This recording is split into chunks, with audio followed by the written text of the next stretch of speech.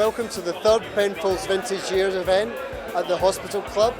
We've got some fantastic speakers tonight. We have the entrepreneur, Luke Johnson, and we have our own Master of Wine, Justin Knock.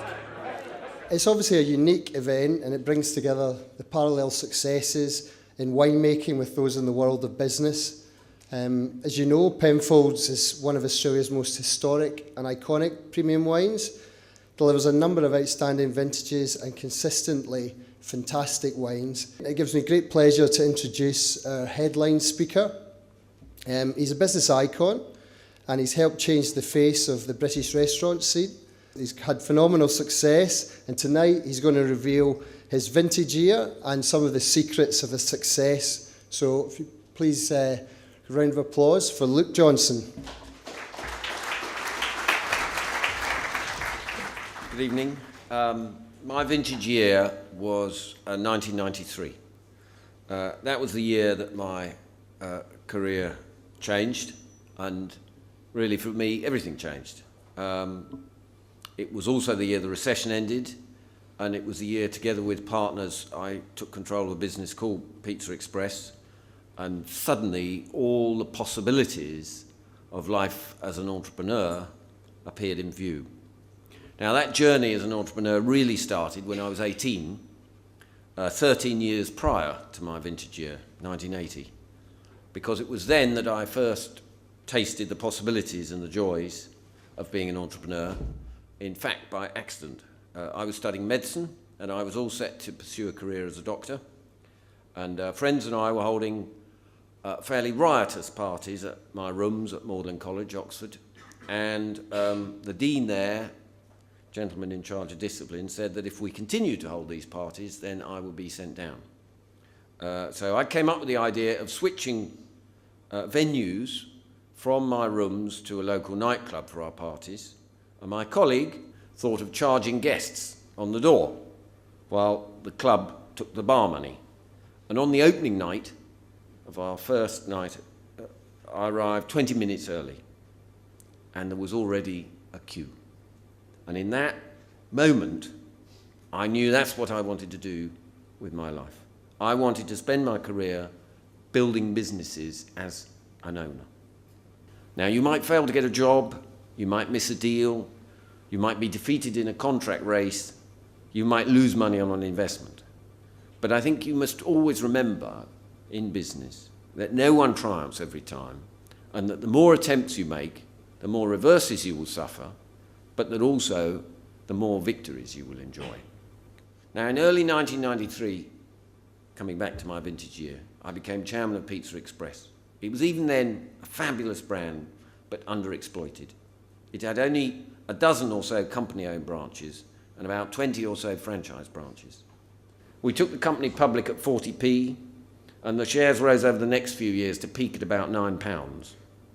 We grew the number of restaurants to over 150, and we bought back all the franchises. And by 1999, I felt my work there was done. I gradually sold my holdings, and so I stepped down. And I used the success of Pizza Express as a springboard to do other things. And my belief remains that if you have the energy and the ambition, you should take the plunge in life rather than live a life of regrets. With wine, there are vintages. When a vineyard produces a classic, that the drinkers appreciate that much more than usual. Now, Penfolds have very generously organised this evening's affair as an opportunity for all of us to celebrate our own vintage years, when for once things went in our favour and it all worked out well. So I thank Penfolds for that kindness. So please do sample some of their delicious wines, and do keep plugging away in your various careers and enterprises. And who knows, all of us may yet have many more vintage years ahead. Thank you very much for listening. That was fantastic, Luke. Thanks very much for that very inspirational speech. We are now going to go to a question and answer session. With the budget 2 weeks ago, what did you think of Chancellor George Osborne's steps in that budget for growth and entrepreneurship in the future? I think they did the best they could, considering they've got a very bad hand.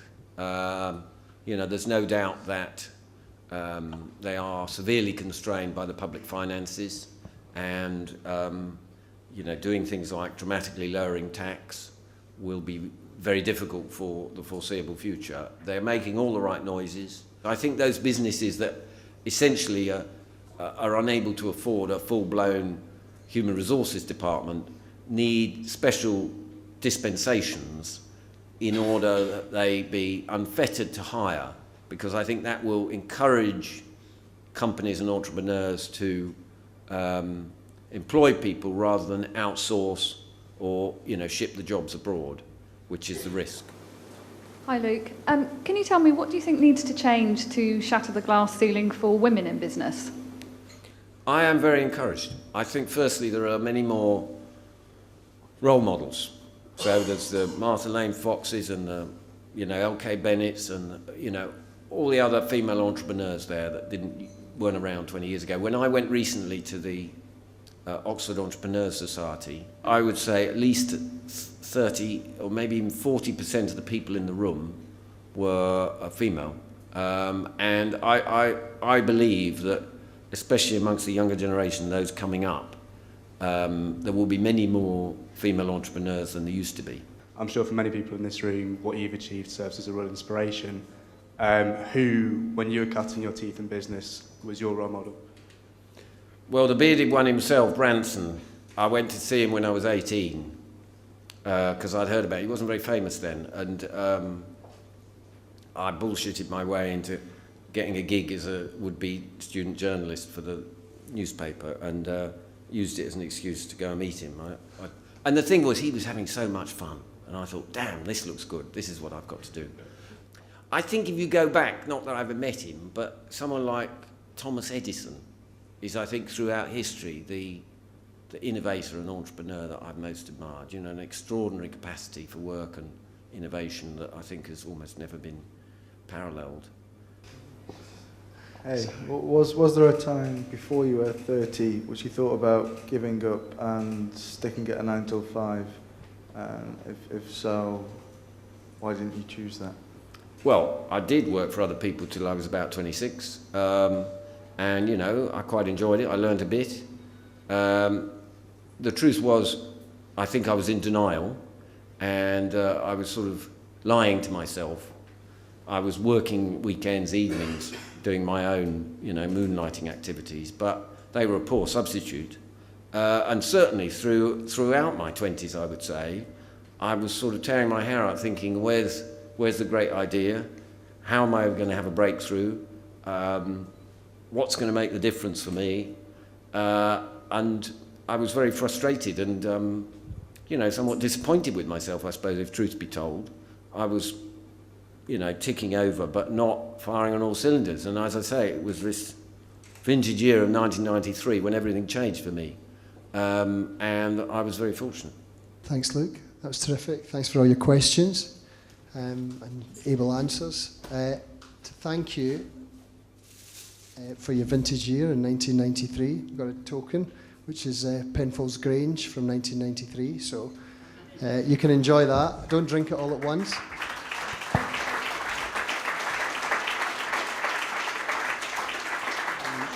I'll just introduce you now to Justin Knock, and he's going to talk to you about Penfolds and some of the key factors which lead to a successful vintage in wine. Thanks very much. I guess winemakers by heart are entrepreneurial.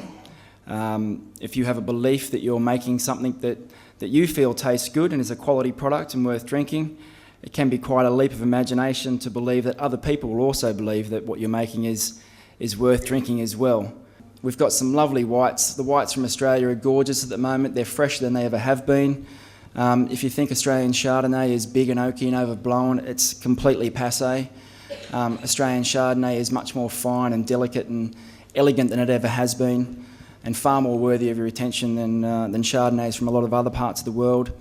And the Penfolds Reds are timeless. They always deliver generous flavour. You've got some wonderful wines from 08 there, which is an excellent vintage for Penfolds. So thanks for coming along tonight. I really appreciate you turning up and enjoy some wines and use it as a chance to talk to each other and exchange ideas. Cheers. Thanks, Justin.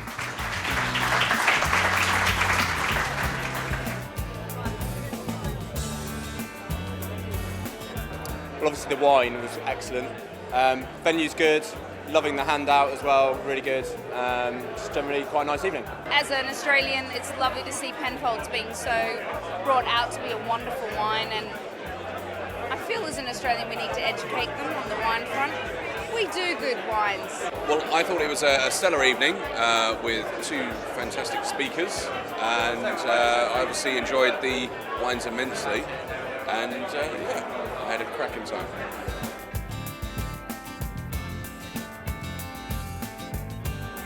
Well, that's the end of another great Penfolds Vintage Years. We've had some inspirational speakers, we've had some fantastic Penfolds wine, and here's looking forward to the next Penfolds Vintage Years.